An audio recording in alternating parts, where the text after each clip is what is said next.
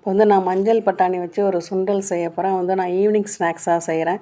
ஒரு 200 கிராம் பட்டாணியை எடுத்து ஊற வச்சு நல்லா 4-5 மணி நேரம் ஊறணும். அது குக்கரில் உப்பு போட்டு வேக வச்சு எடுத்து வச்சுருக்கேன். எண்ணெய் சட்டியில் எண்ணெய் வச்சு தாராளமாக கொஞ்சம் இஞ்சி பூண்டு சேர்த்துக்கலாம். அதுக்கு அதையும் போட்டு நல்லா வதக்கிட்டு ஒரு 10 சின்ன வெங்காயம்,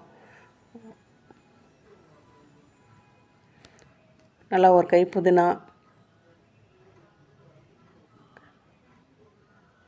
ஒரு அரை கரண்டி தேங்காய் போட்டால் போதும். தேங்காய் ரொம்ப வேண்டியதில் இருக்குது. அதையும் போட்டு வதக்கி நல்லா நைஸாக மிக்சியில் எடுத்து அரைச்சி எடுத்து வச்சுக்கணும்.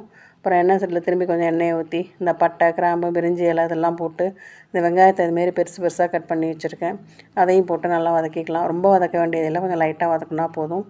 ஒரு 2 கேரட் கட் பண்ணி வச்சுருக்கேன். ஒரு 5-6 பச்சை மிளகா அதையும் நைஸாக கட் பண்ணி வச்சுருக்கேன். அதையும் இதில் சேர்த்துக்கலாம்.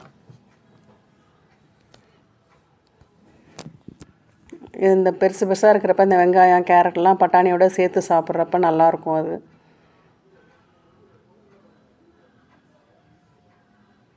நம்ம வதக்கிட்டு இதுக்கு தேவையான அளவு உப்பு போட்டுக்கலாம். பட்டாணிலே உப்பு இருக்கிறதுனால கொஞ்சம் இதில் அளவாக பார்த்து போட்டுக்கணும்.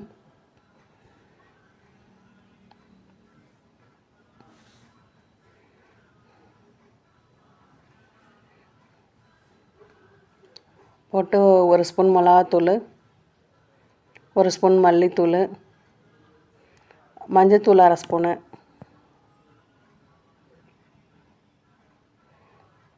கொஞ்சமாக கரம் மசாலா ஒரு 1/2 ஸ்பூன் அதையும் போட்டு நல்லா வதக்கிட்டு இந்த மிக்சியில் அரைச்சி வச்சுருக்கிற மசாலாவையும் சேர்த்துக்கலாம்.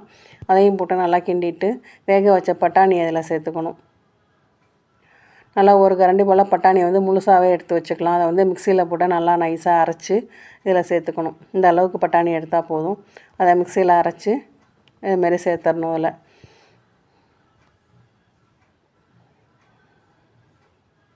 இதுக்கு ரொம்ப தண்ணி ஊற்ற வேண்டியதில்லை. ரொம்ப குருமா மாதிரி குழம்பு மாதிரி ஆகிடும். இது சும்மா சாப்பிட்றங்கிறதுனால இந்த அளவுக்கு இருந்தால் போதும்.